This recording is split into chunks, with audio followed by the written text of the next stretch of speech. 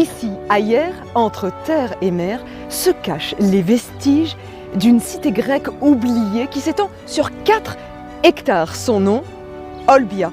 Fondé il y a plus de 2300 ans, ce port stratégique de la Méditerranée a vu passer des siècles d'histoire. Aujourd'hui, ces ruines murmurent encore les secrets d'un passé fascinant, d'abord grec, puis romain et enfin médiéval. Ah Maya, je me pose une question, pourquoi ce site s'appelle Olbia? Parce que pour moi, Olbia c'est une ville qu'on trouve en Italie et là, nous sommes en France. Oui, tout à fait. En fait, il existe plusieurs Olbias de par le monde, dont une en Sardaigne. Et leur point commun, ce sont leurs origines grecques. Il faut savoir que Olbia, c'est un mot grec ancien qui signifie la bienheureuse. Donc vous l'avez deviné, ce site est à l'origine une colonie grecque qui a été fondée par Massalia, donc l'actuelle Marseille, en 325 avant Jésus-Christ. Mais en quoi ce site est exceptionnel et se distingue des autres? Alors, il faut savoir que c'est le seul site antique en France qui présente une trame urbaine grecque, conservée et visitable, ouverte au public. De plus, il est le seul témoin d'un réseau de colonies forteresses fondées par Massalia à des fins de sécurisation de la voie maritime entre l'Italie et l'Espagne. Parce qu'il y avait des pirates là dans la région qui pouvaient voler toutes les ressources et les richesses. Tout à fait. Il faut savoir que dans la Méditerranée antique, la piraterie est très courante. Les Grecs eux-mêmes la pratiquaient. Avec le développement de Massalia et son influence sur les populations gauloises, et bien même les Gaulois se sont mis à pratiquer la piraterie. Donc ils attendaient en embuscade le passage des navires de commerce pour récupérer les marchandises, voire les personnes, parce qu'il ne faut pas oublier l'esclavage aussi. Mais difficile tout de même de se projeter dans cette ville grecque antique quand on voit aujourd'hui que c'est ruine. Alors il faut imaginer une petite forteresse entourée d'un rempart. Ce rempart est très épais, il fait environ 3,20 m. Il est construit à l'aide de briques creux qu'on appelle des adobes et il mesure une hauteur d'environ 7-8 mètres, entouré d'un chemin de ronde et des tours aux angles. La porte est défendue par une tour, qui aujourd'hui a disparu bien sûr, et un système de chicane pour bien protéger l'entrée. Et à l'intérieur, on imagine qu'il y a à peu près une population d'environ 6 à 800 personnes. Et comment ça s'est organisé à l'intérieur justement de ces remparts? C'est très simple. On imagine que Olbia en fait est le fruit d'un plan d'architecte. Donc quelque chose de très régulier, de très pragmatique. Donc dans ce plan carré, une subdivision en 2 axes identiques, est-ouest, nord-sud, qui délimitent 4 quartiers, eux-mêmes subdivisés en îlots d'habitation. Ce sont des petits immeubles rectangulaires à l'intérieur desquels se trouvaient les logements. Donc ce sont dans ces logements que vivent les Olbiens, ce sont des familles. Mais ce sont des soldats qui sont venus avec leur famille, c'est ça? Alors oui et non, parce que la notion de soldat, tous les citoyens grecs sont des soldats. Donc en réalité, ces personnes-là ont plusieurs casquettes. Parce qu'ils sont à la fois soldats pour protéger la voie maritime, mais au quotidien, ils sont plutôt éleveurs, agriculteurs, artisans, commerçants. Vous voyez, en fait, ils sont très polyvalents. Hop là, il faut imaginer que je rentre par une porte d'entrée imaginaire. Nous sommes, Maya, dans cette fameuse maison grecque. Mais comment se répartissait un peu l'espace? On avait différentes pièces? Tout à fait. Alors là, nous sommes dans le couloir central. C'est à peu près le même plan pour toutes les habitations, le même modèle. Un couloir qui divise des pièces de vie, vouées ou à l'artisanat, ou l'espace de rencontre, ou l'espace réservé aux femmes. Ici, il y avait une petite cour d'angle. La cuisine, donc le repas était préparé dans ce couloir, justement, parce qu'il y avait certainement une ouverture sur l'extérieur. Mais qui habitait là exactement et surtout, qui faisait-on? On sait précisément que les populations d'Olbia viennent de Marseille, elles s'installent ici avec leur famille et elles sont recrutées dans les milieux plutôt modestes. D'accord. Vu comme ça paraît assez confortable et spacieux. C'est ça. Et le fait de venir ici, finalement, c'est une sorte de promotion sociale. Ils gagnent en confort de vie dans leur quotidien. Et il y avait une pièce, a priori réservée aux femmes, dans laquelle on a retrouvé des objets significatifs, comme celui que je vais vous montrer. C'est ce qu'on appelle un peson de métier à tisser. Vous voyez, donc c'est un objet circulaire qui est doté de 2 trous, lui permettant d'être suspendu et pouvoir tendre les fils sur le métier à tisser. D'accord. Et il y avait plusieurs poids comme ceci qui permettaient de tendre à la verticale les fils du métier à tisser. Mais est-ce qu'il faut imaginer que, comme pour les remparts, les matériaux utilisés pour bâtir cette maison, c'était de la terre? Tout à fait. Tout ce qu'on voit là correspond à la base des murs. Ce sont des solins de pierre destiné à protéger les élévations de l'humidité du sol. D'ailleurs, on aperçoit là-bas une simulation de briques sur le sommet des murs. Bon, là, c'est vraiment la base de l'élévation. Et jusqu'à la toiture, les murs sont construits avec ces parpaings de briques crues, c'est de l'adobe. Et forcément, ça nécessite de l'entretien.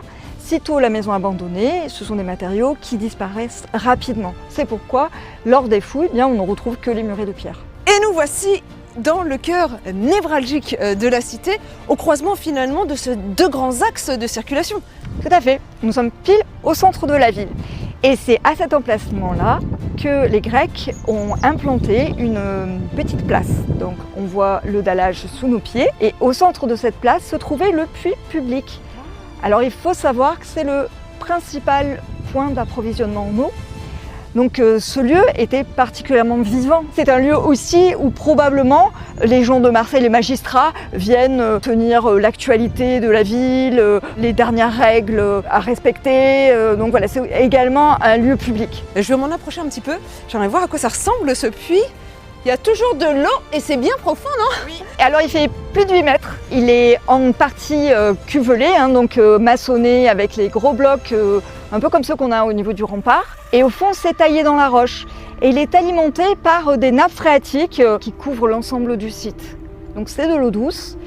Et la grande particularité, c'est que lorsqu'on a vidé le puits, on a retrouvé au fond les cruches, les ustensiles qui avaient été utilisés par les femmes pour venir puiser l'eau. Qu'est-ce qu'on a retrouvé d'autre dans ce puits, on sait? Alors pas mal de choses, parce qu'en réalité, le puits a été abandonné dans le courant du IIIe siècle après Jésus-Christ, et il a servi ensuite de déchetterie. Donc on a retrouvé des destructions de maisons, on a retrouvé un magnifique plat en verre, on a retrouvé de la vaisselle, ce lot de cruches qui là pour le coup était la dernière couche d'utilisation, et qui d'ailleurs n'était pas d'époque grecque. Donc ce puits a été utilisé en continu depuis la fondation de la ville jusqu'au IIIe après, donc époque grecque et romaine. Tous ces objets que là vous avez pu retrouver, j'imagine qu'ils sont exposés ou analysés, où ça? Ils ne sont pas exposés, mais ils sont tous stockés dans une réserve, ce qu'on appelle un dépôt archéologique au nord du site, dans la zone scientifique, et accessible aux chercheurs uniquement. Tiens, mais à quoi servaient ces grands piliers tronqués là en bois? Ils ne sont pas d'époque. C'est une évocation de piliers qui soutenaient un portique, c'est-à-dire une terrasse couverte pour que les passants pouvaient s'abriter en fait en cas d'intempéries ou simplement du soleil. Alors, ces piliers ont été mis en place à l'époque romaine, donc c'était pas d'époque grecque, car à l'époque romaine, en fait, ici on a un bâtiment qui s'ajoute, correspondant à deux commerces. Et donc là, on a une petite galerie marchande en quelque sorte. Alors je me promène dans cette galerie marchande, et que vois-je? Encore une nouvelle construction. Oh là, mais il y a des fresques antiques. Tout à fait. Cet élément, ça correspond à un comptoir. C'est un comptoir comme un comptoir de boutique ou de bar, tout simplement. Sachant que là, on avait probablement un commerce de bouche, genre vente à emporter, vous savez, comme les camions, les fast-food, les food trucks, tout ce que vous pouvez imaginer. Et ce décor, il est tout à fait exceptionnel. Il est aux 3/4 conservé. Il y a eu de la restauration, bien sûr, depuis. Ce sont des motifs de fleurs, de guirlandes. On n'évoque pas vraiment ce qui était vendu dans le commerce. En revanche, il fait référence à des motifs que l'on peut retrouver à Pompéi. Vous voyez, donc c'est vraiment une référence assez notoire à ce monde romain. Et là, à quoi ça servait? Là, c'est pour évacuer l'eau, cette rigole? Cette glissière, non, pas du tout.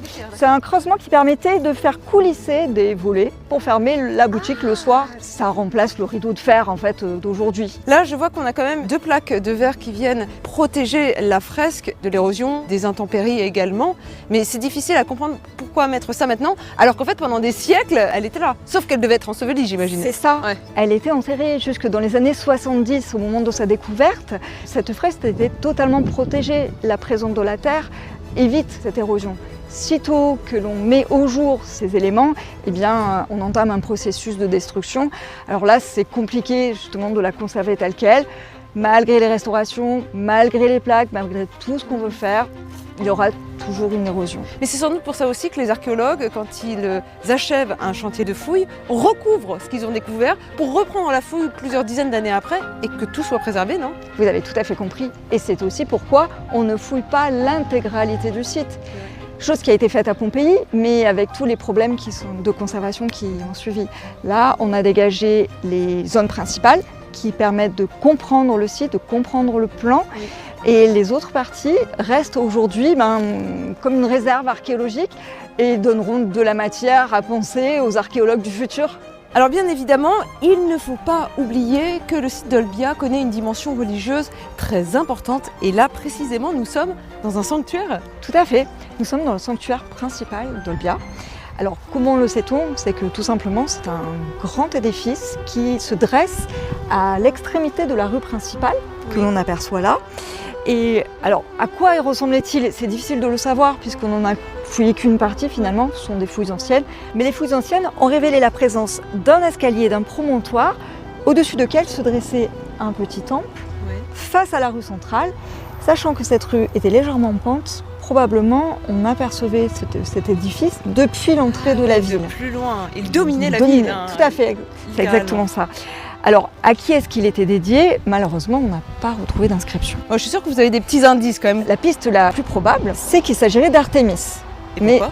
Alors, tout simplement parce que Strabon, dans un de ses ouvrages, explique que les colonies de Phocéenne pratiquaient le culte à la divinité Artémis. Ça nous oriente vers cette divinité-là. On a retrouvé aussi de multiples figurines votives et des figurines féminines qui pourraient correspondre à la divinité. Mais il manque encore des éléments pour être totalement sûr. Est-ce qu'on a trouvé d'autres sanctuaires sur le site ou à proximité? Tout à fait. Alors, au moins un que nous allons voir tout de suite, du côté du nord. Je suis.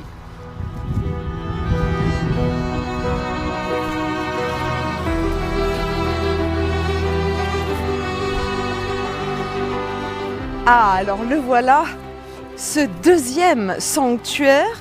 Mais qui honorait-on ici?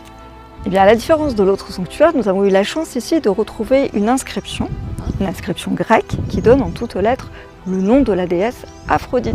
La déesse de l'amour? Tout à fait, mais pas seulement, parce qu'elle est aussi protectrice des navigateurs, ce qui a tout à fait du sens ici, puisque les Olbiens étaient quand même des navigateurs. Et l'avantage aussi, c'est qu'on sait par la mythologie que Aphrodite est née de l'écume des mers. Donc en toute logique, elle arrive ici en protectrice des marins, bien évidemment. Alors Aphrodite, c'est une déesse extrêmement connue. En revanche, paradoxalement, c'est le premier sanctuaire dédié à son nom que l'on découvre dans le sud de la Gaule. Ah, et là, quand je regarde autour de moi, donc je vois différentes pièces, on dirait comment s'était constitué ce sanctuaire. Je ne vais pas pouvoir vous expliquer exactement à quoi correspondent toutes ces pièces, puisque c'est précisément l'objet de recherche du laboratoire ASM, donc à Montpellier, qui reprend les études, parce que ce site a été fouillé anciennement, et il manque pas mal d'éléments, donc vous voyez d'ailleurs les bâches qui sont disposées ici. Pour protéger les vestiges. Voilà, elles recouvrent des sols qui seront fouillés, dégagés dans les prochaines années. Oui. Donc là, on a toute une équipe de recherche qui travaille là-dessus, donc Réjeanne Roure, Clément Sarrazana, qui vont livrer, je pense, de nouvelles découvertes. Mais dis-moi, est-ce qu'il y a un troisième sanctuaire ici encore? Pas sur place, donc on va pas y aller, c'est un petit peu plus loin. En revanche, il était aussi fréquenté par les Olbiens. Il était où? Et sur la presqu'île de Gien. D'accord, donc juste en face. Tout à fait, Ouais. à vol d'oiseau. Et en revanche, il n'y a pas de construction, c'est simplement un rocher qui émerge, Oui. qui est assez marquant. Et au pied de ce rocher, on a retrouvé des milliers de fragments de vases, de céramique, de vaisselle inscrits, qui révèlent non seulement le nom de la divinité à rester, mais aussi le nom des Olbiens, des gens qui ont réalisé des dédicaces en fait à cette divinité. Ce sont ni plus ni moins des ex-voto, en fait, avec des inscriptions qui remercient le dieu pour telle ou telle action. Nous voici à présent au nord du site, au niveau de la zone scientifique, où tous les objets qui ont été retrouvés sur ce site d'Olbia ont été entreposés et étudiés. Et là, nous avons la grande chance d'avoir sous nos yeux quelques dépôts votifs retrouvés, c'est ça? Alors je vous ai sélectionné un petit échantillon de différents objets qui proviennent des fameux 3 sanctuaires fréquentés par les Olbiens. Alors ils sont assez caractéristiques. Dans un premier temps, on a ceci. Alors ça correspond à des coupes votives. Probablement, on On a réalisé des libations avec des liquides alcoolisés qui sont versés au sol en offrande à la divinité. Ça, on le sait parce qu'on a retrouvé des pigments, des molécules. On a la chance aujourd'hui, grâce aux nouvelles technologies, de faire des analyses biochimiques qui permettent de savoir ce que ces récipients ont contenu. Là, en l'occurrence, on sait qu'il y a eu des alcools de fruits, du vin, des laitages, même de l'huile, toutes ces choses-là qui ont pu être offertes aux divinités. Des coupes comme celle-ci, on en a trouvé 200. Elles sont à peu près de la même période et elles correspondent sans doute à une dernière cérémonie de clôture avant la fermeture du sanctuaire. Donc elles proviennent du sanctuaire d'Aphrodite. Là, c'est tout à fait autre chose. Elles sont plus anciennes. Elles datent du second siècle avant. Et là, la particularité, c'est que l'on a des inscriptions. Et elles proviennent du sanctuaire d'Aristée, c'est-à-dire que c'est à l'extérieur de la ville. Quand on fait un gros plan là sur l'inscription, vous voyez, on a des noms qui sont révélés. Là, par exemple, on voit le nom Pita. Et un peu plus loin, Nikonos. Donc ça veut dire Pita, la fille de Nikone. D'accord. Donc on a carrément une généalogie. Ça veut dire que ça appartenait à ces personnes-là? C'est ça. En fait, Pita, c'est la dédicante. Et ici, on a le nom de la divinité Aristaio. C'est le dieu Aristée. Donc c'est une offrande au dieu Aristée. Et on en a retrouvé comme ça, mais des milliers de fragments au pied d'un rocher. Donc c'était le rocher lui-même qui faisait office d'autel, de lieu de sanctuaire. Et en les reconstituant, on voit que ça correspond à peu près à 600 vases. Ce qui est quand même énorme. 200 coupes pour Aphrodite, 600 vases minimum pour Aristée. Et encore, tout n'est pas fouillé. Il faut bien imaginer qu'on en a sans doute des milliers et des milliers qui sommeillent sous nos pieds et qu'on n'a pas encore découvert. Peut-être un autre sanctuaire, pourquoi pas, mais... Peut-être même 2 autres. Et alors là, ce visage, de qui s'agit-il? On ne sait pas exactement de qui il s'agit, mais elle a un style ionien, avec une chevelure là que l'on peut bien distinguer, avec deux couettes, une coiffe, peut-être une sorte de corbeille sur le sommet du crâne. On n'a pas vraiment d'identité, peut-être s'agit-il d'Artémis, mais c'est un point d'interrogation. Et là, ce que vous conservez secrètement, ou précieusement plutôt dans cette boîte, de quoi s'agit-il? Alors celui-ci, c'est un objet extrêmement précieux que l'on a retrouvé dans le sanctuaire d'Aphrodite, et il s'agit d'un Thymiaterion. Thymiaterion, c'est un brûle-parfum. Et là, on voit bien l'arête du nez, la bouche. C'est quand même. La chevelure ici, pareil, les deux parties attachées. Et dans ce brûle-parfum, on brûlait certainement des encens, des huiles parfumées, en honneur à la déesse Aphrodite, cette fois. Alors, il y a une rupture dans l'histoire, une bascule. En moins 49 avant Jésus-Christ, les troupes de Jules César, les troupes romaines, envahissent Marseille. Et Olbia change de fonction et devient un immense espace thermal, c'est ça? En effet, Marseille perd son territoire, Olbia est rattachée à la cité romaine d'Arles et là sont construits 3 ensembles thermaux, 2 publics, 1 privé. Là, on est dans du public ou du privé? Public. Oh, mais vous exagérez! J'aurais voulu avoir le luxe du privé. Les privés étaient où? Les privés, ils étaient carrément à l'extérieur du rempart, à peu près une centaine de mètres là-bas. Et ils appartenaient à un riche notable romain qui a certainement pris un peu sous son aile cette petite agglomération d'Olbia. Donc comment fonctionnent ces thermes-là? Par exemple, je vois plein de petits piliers. Alors il y a différentes pièces. Elles sont chauffées à des températures différentes. Enfin, chauffées. Certaines ne sont pas chauffées du tout, même d'ailleurs la première. Ici correspond à ce qu'on appelle le frigidarium, facile à retenir. Et donc là, c'est la salle froide. On traverse ici cette salle carrée. Alors, il faut imaginer que là, nous sommes au sous-sol. Il y a le dallage qui est cassé. Voilà. Donc, le sol est surélevé. Donc là, nous sommes dans une salle tiède, le tépidarium. Et après, la salle chaude, le caldarium. Mais comment était-ce chauffé? Alors justement, la présence de ces piliers permettent une surélévation du sol et le passage de l'air chaud en dessous. Les fumées étaient attirées sous le sol et repartaient dans les murs. Vous voyez les trous à la base des murs? Là, c'est des entrées de cheminée.